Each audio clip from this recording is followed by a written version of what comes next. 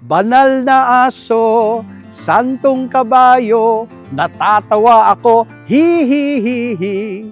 Ito ang awit na pinasikat ng Yano.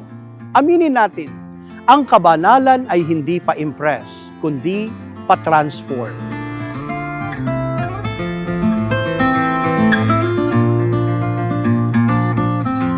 Sabi nga ni Jesus sa kanyang mga alagad, I tell you, unless your righteousness surpasses that of the scribes and Pharisees, you will not enter the kingdom of heaven.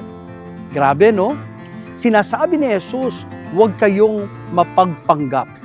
Ang problema sa mga ilang Pariseo at Eskriba ay madalas panglabas ang kabanalan. Maayos sa panlabas, pero magulo sa loob. Mahusay sa batas, pero kulang sa awa.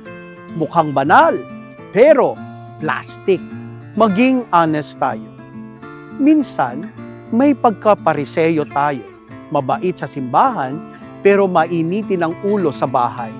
Anghel sa misa, demonyo naman sa traffic.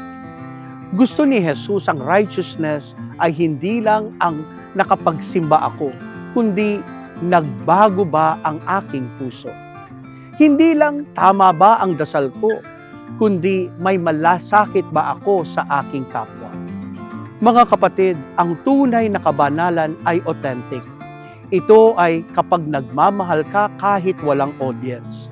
Ito ay kapag nagpapatawad ka kahit masakit. Ito ay kapag pinipili mo ang tama kahit walang pumapalakpak. Hilingin natin sa Panginoon ang biyaya ng tunay na kabanalan. Hindi pang Instagram o Facebook, kundi pang langit. Amen.